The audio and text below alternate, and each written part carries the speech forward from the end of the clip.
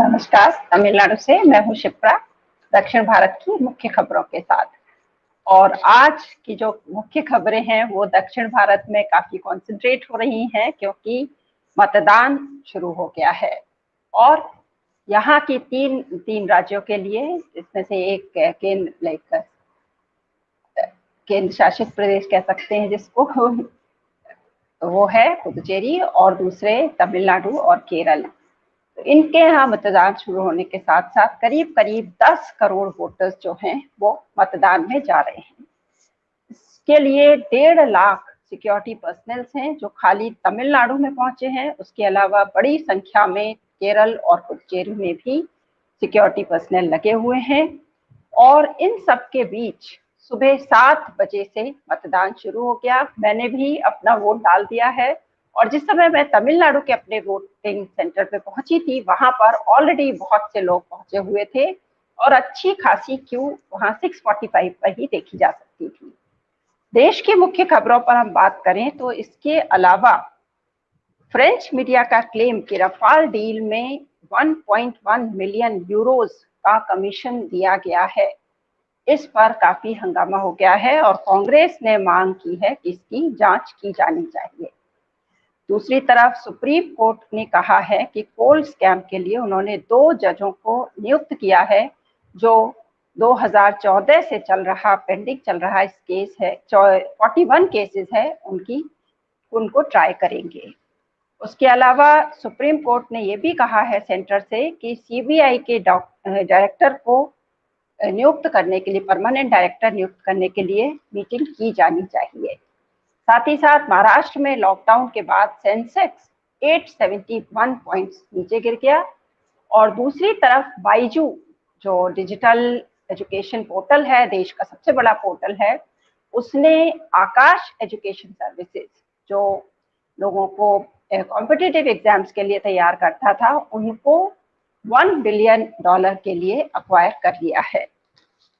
इसके बाद देश के जो चुनाव चल रहे हैं उसमें देखा जाए तो सिर्फ तमिलनाडु, केरल या फिर पुदुचेरी में ही नहीं, वेस्ट बंगाल का भी तीसरा फेज है जहां चुनाव है। आज मतदान शुरू हो गया है। और असम का थर्ड और फाइनल फेज है जहां पर 40 सीटों के लिए मतदान हो रहा है। वेस्ट बंगाल में 31 सीट्स के लिए मतदान हो रहा है और इसको मिलाकर कुल 475 सीट पर मतदान इस समय चल रहा है।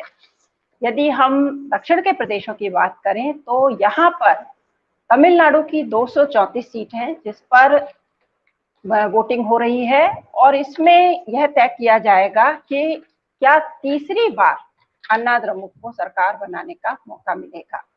तमिलनाडु के इतिहास में पिछले 40 साल बाद ये बदलाव आया था, राजनीतिक इतिहास में कहना चाहिए, कि जिसमें अन्ना द्रमुक ने दोबारा से सरकार बनाई थी कॉन्जिक्यूटिवली और जयललिता जी वापस मुख्यमंत्री बनी थी।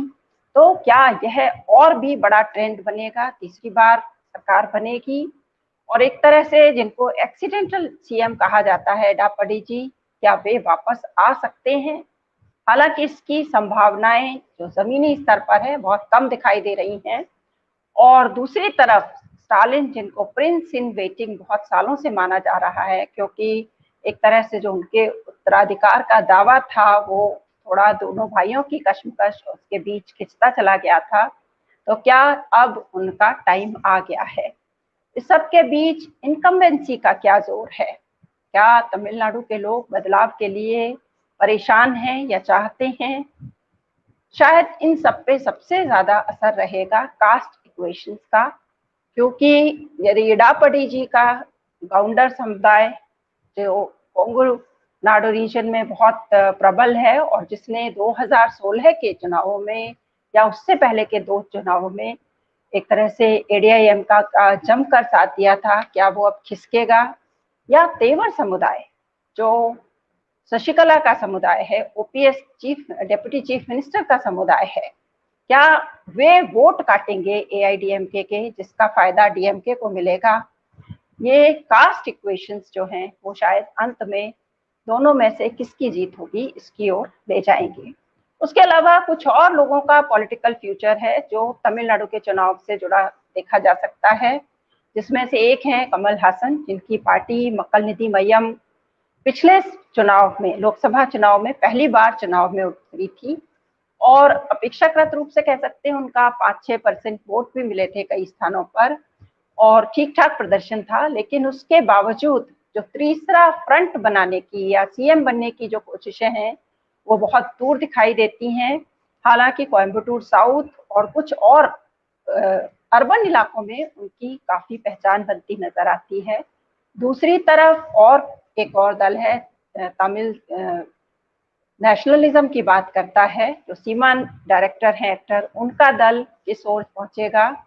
और शायद सबसे ज्यादा देश की पॉलिटिक्स को अफेक्ट करने वाले राहुल गांधी या उनके कांग्रेस का क्या हाल होगा, क्योंकि कांग्रेस को पिछले 2 चुनावों की तुलना में इस बार जो उनका सीटों का विभाजन हुआ है उसमें सबसे कम सीटें मिली हैं।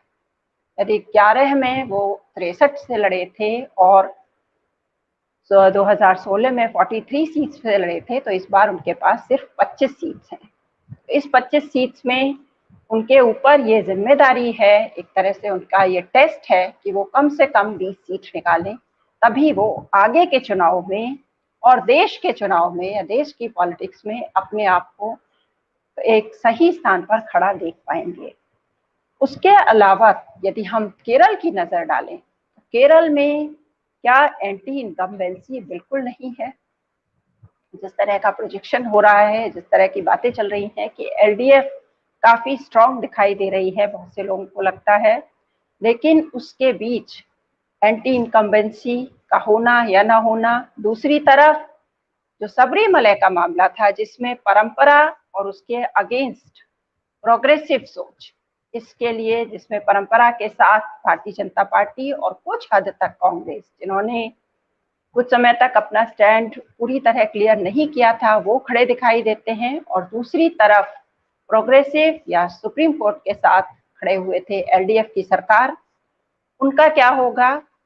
और केरल के चुनाव में हैगिया सोफिया की जो चर्च जिसको बदल के मॉस्क बनाया गया था तुर्की में, उसका असर तक दिखाई देता है, क्योंकि वहाँ के चर्च ग्रुप्स और उनके जो दूसरे मुस्लिम समुदाय हैं, आईएमएल के लोगों ने इसका समर्थन किया था, उस पर खुशी दिखाई थी। इन सब का भी असर केरल के चुनावों में देखा जा सकता है।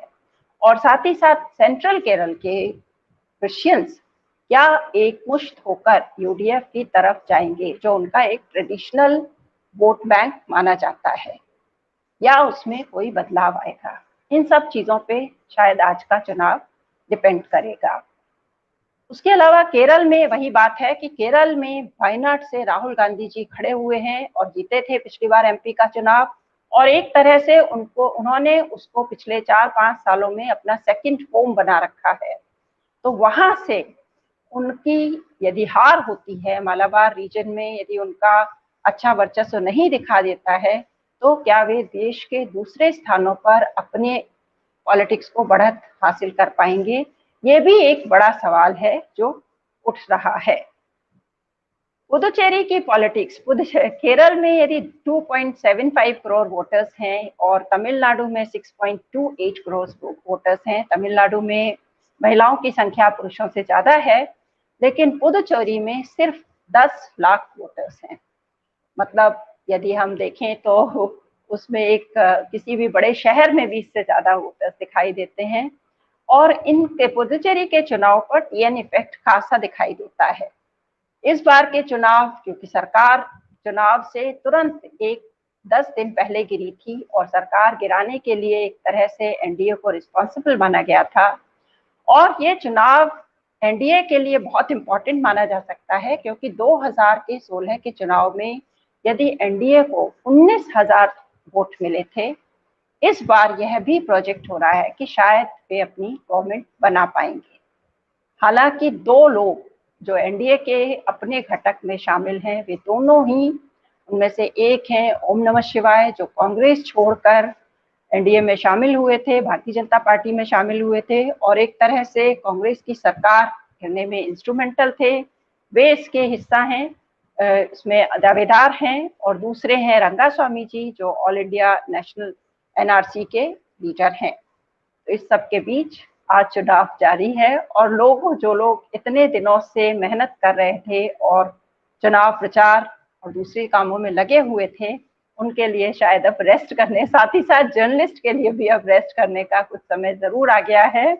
और एक बात और है कि चुनाव की मतदान होने के 2 दिन पहले, 1 दिन पहले जो बंद हो जाता है चुनाव प्रचार सोशल मीडिया के कारण, वह भी पूरी तरह चलता रहा और आखिरी मोमेंट तक लोग किसी ना किसी तरह से अपने आप को लोगों के बीच लाने की कोशिश करते रहे। एक और बात नोट करने की ये भी है कि जहां हमने फ्रीबीज पे बात की कि किस दल ने कितनी फ्रीबीज दे रहे हैं, तमिलनाडु, केरल, पुदुचेरी या वेस्ट बंगाल और असम में भी सारे दलों ने किसी ना किसी तरह लुभाने की जरूर कोशिश की है, लेकिन डेवलपमेंट में उनका रिपोर्ट कार्ड क्या रहा, किस दल ने पिछले चुनाव में कितना प्रॉमिस किया था, ये शायद किसी ने भी अपने मतदाताओं को खुलकर नहीं बताया। और तमिलनाडु की बात करें तो तमिलनाडु में जिस तरह पैसे का डिस्ट्रीब्यूशन और पैसे का पकड़ा जाना एक बड़ी चिंता का सवाल है, और इस बार भी इस पर रोक लगने की बजाय ये हर बार से ऊपर ही गया है।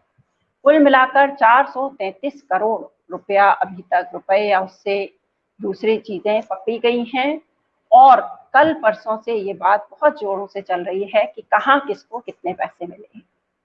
बहुत से लोगों, मेरे यहाँ कुछ लोग आते हैं जिनसे बातचीत हो रही थी, और लोगों का साफ कहना है कि कोई एक दल 500 रुपए दे रहा है तो दूसरा दल 1000 दे रहा है। हालांकि कुछ लोगों को ये भी तकलीफ है कि पिछली बार उनको 2000 मिले थे और इस बार सिर्फ 500 रुपए मिले हैं। और एक महिला का ये भी कहना था कि उनको अम्मा के प्रिंट वाली साड़ी मिली है, लेकिन वो करुणानिधि जी को वोट करेगी। शायद वो नहीं जानती कि करुणानिधि जी अब हमारे बीच नहीं है। इस सब के बीच जिसको हम डांस ऑफ डेमोक्रेसी कहते हैं वो चल रहा है।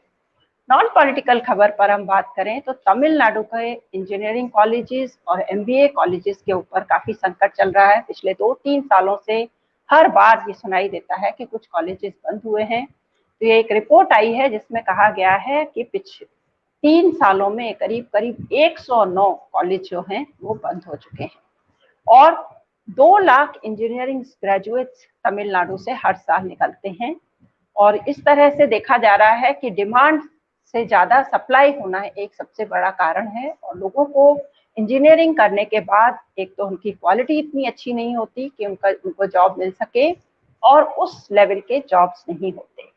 यही मुख्य कारण माना जाता है। और इन कॉलेजेस में भी बहुत सी ऐसी चीजें हैं, कुछ कॉलेजेस ऐसे हैं जो फीस इतनी कम रखते हैं जिससे ज्यादा से ज्यादा लोग आ सकें, लेकिन बाद में क्वालिटी एजुकेशन नहीं देते।